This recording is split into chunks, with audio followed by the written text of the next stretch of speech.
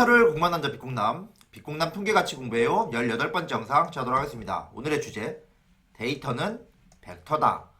데이터가 벡터란 소리가 무엇일지에 대해서 이해하는 영상을 열심히 준비해봤습니다.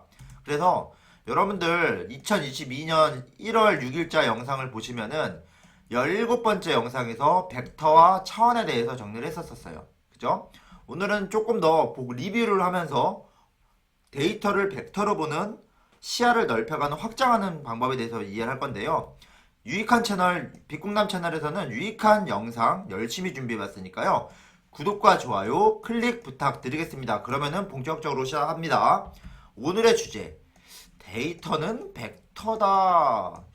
벡터를 한 번 더 복습을 해보고 데이터를 벡터로 바꿔서 어떻게 바꿔주는지 시각화하는 영상을 열심히 준비한 겁니다. 그래서 여러분들 다음과 같이 확대 한번 해드릴까요?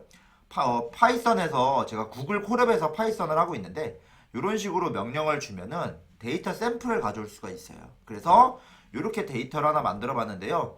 이 데이터들이 다 특징이 뭐냐면 여기 막 숫자들이 막 나와 있죠.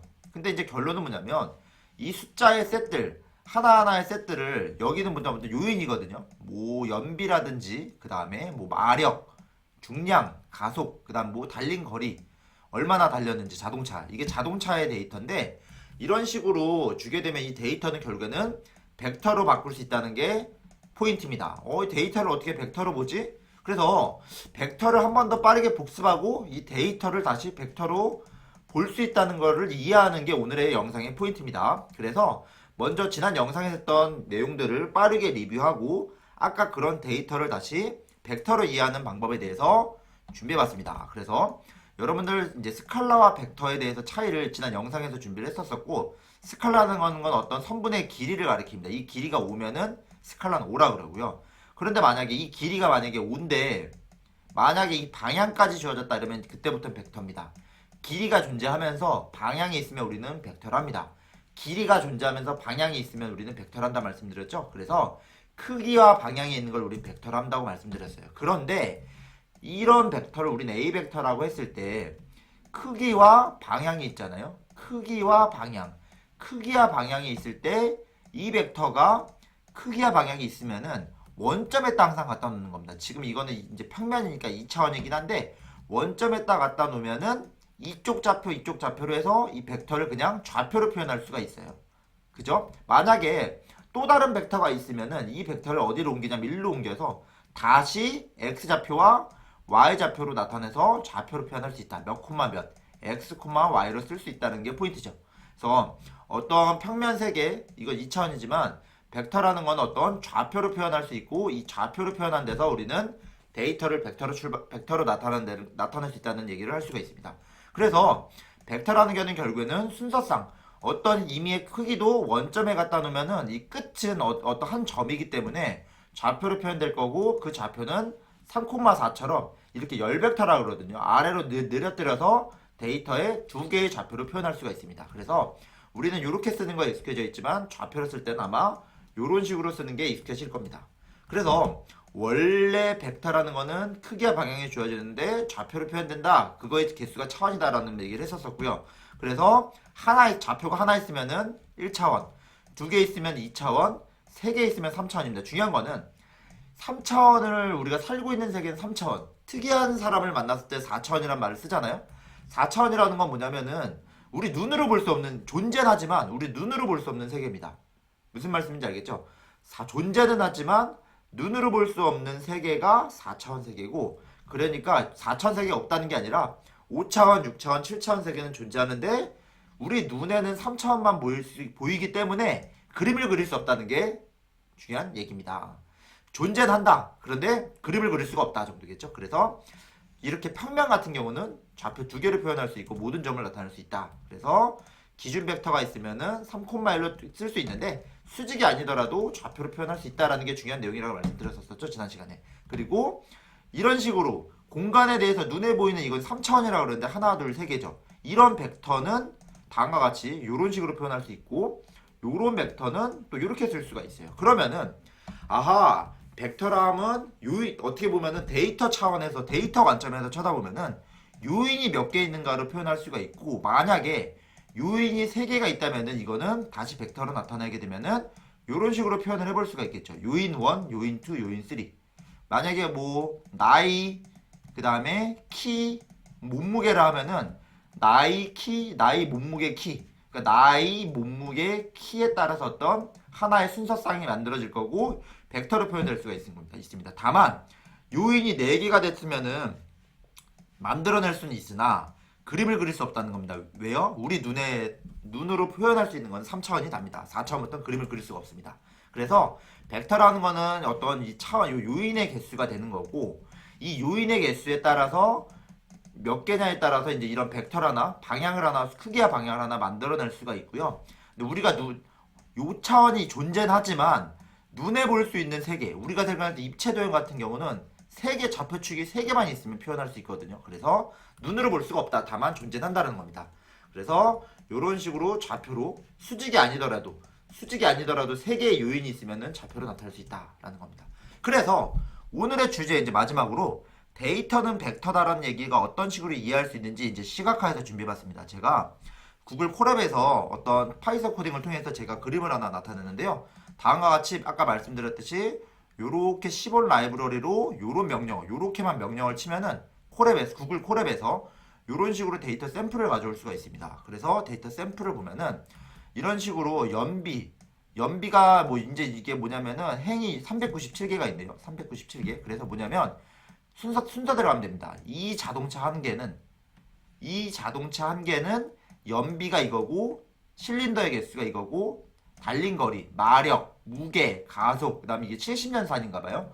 그다음 뭐 제조 국가 이런 식으로 여기는 데이터 이렇게 이 칼럼은 이 열은 데이터의 요인을 가리키는 거고요. 이거는 하나의 자동차를 가리키는 겁니다. 예를 들어서 여기도 하나의 자동차를 가리키는 거기 때문에 이 자동차 안에 연비, 개수, 뭐 달린 거리, 마력, 무게가 다 정해져 있겠죠.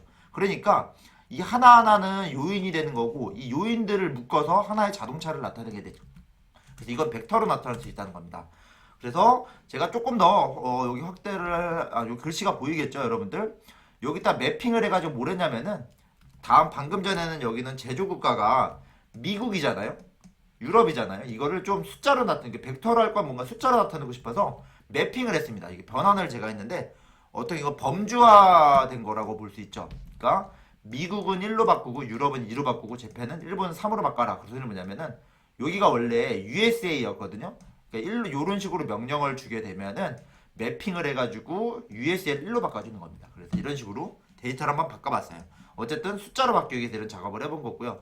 그래서 제조 국가가 1이라는 거는 2라는 거는 어떤 미국, 유럽, 일본을 가리키는 거고 이런 요인들에 의해서 요런 데이터 하나가 한 열이 나오고 자동차가 하나하나가 이 행 하나하나가 자동차가 되겠죠. 그래서 이걸 벡터로 나타내는 게 어떤 의미냐면 이런 식으로 생각을 해볼 겁니다. 여러분들 만약에 연비를 mpg라는 거는 마일 퍼 갤론 그러니까 이게 뭐냐면은 연비인데 이 연비를 이 자동차 요인들에 의해서 연비를 추측한다고 생각해 보시죠. 유출해내려면 어떤 관계를 찾아야겠죠. 그래서 결과 변수를 연비라 생각을 하고 이 나머지 변수들을 원인이라 생각합니다. 연식까지.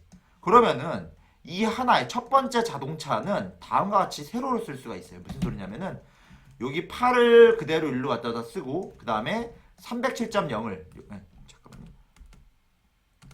그래서 여기 말씀드렸듯이 8을 1로 가져오고 307을 1로 가져오고 1300, 130을 1로 가져오면은 다음과 같이 쓸 수가 있고 아하 이런 식으로 세로로 늘려쓰면은 이렇게 할 수 있어요. 8이라는 숫자, 그 다음 307, 130, 3504, 12, 70으로 쓸 수 있는데 이 하나하나가 뭐냐면은 첫 번째 요인, 두 번째 요인, 세 번째 요인. 즉, 이 열이라는 거는 어떤 데이터에 영향을 준 요인으로 볼 수 있고요. 요인. 그 요인들을 벡터로 나타낸다는 거는 뭐냐면 아하 숫자로 나타내가지고 이 숫자를 아래로 늘려뜨려서 여러 가지를 만들어버리면은 벡터로 쓸 수가 있다.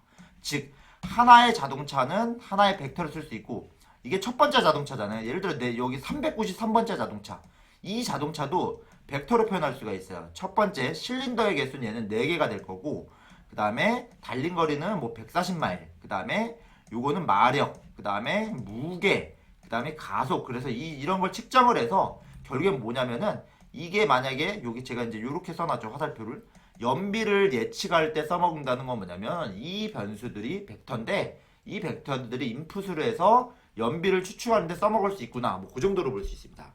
그래서 마지막으로 여러분들은 이제 벡터의 차원 축소에 대해서 조금 더 생각을 해봤는데요. 이렇게 생각해 볼 수가 있어요.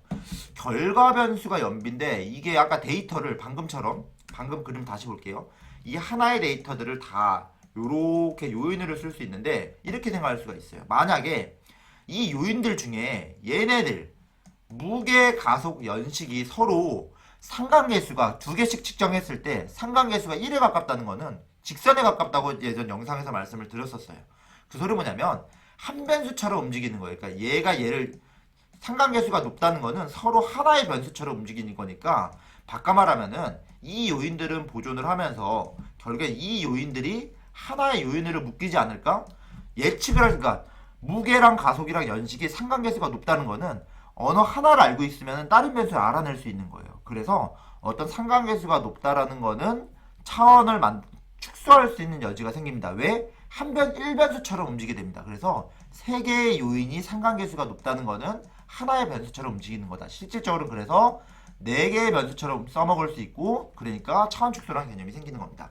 그래서 다음과 같이 이제 시각화를 해봤습니다. 만약에 지금 이렇게 요인들이 여러 가지가 있는데 이 하나를 벡터로 쓰면 이렇게 세로로 쓸 수 있다랬죠. 뭐 8, 307 이렇게 늘려 쓸 수 있는데 근데 말씀드렸듯이 이 세 가지 요인 얘네들 요인이 한 상관계수가 코릴레이션이 높다는 거는 하나의 변수처럼 쓸 수 있어서 이 요인들이 한 좌표로 표현되는 거다. 그래서 대략적으로 차원 축소가 된다는 의미는 여러 가지 요인들 중에 상관계수가 높은 변수들을 묶어서 그거를 하나의 변수처럼 볼 수 있고 그렇게 되니까 데이터의 개수가 줄어드는 거고 차원이 축소된다고 이해할 수가 있습니다. 그래서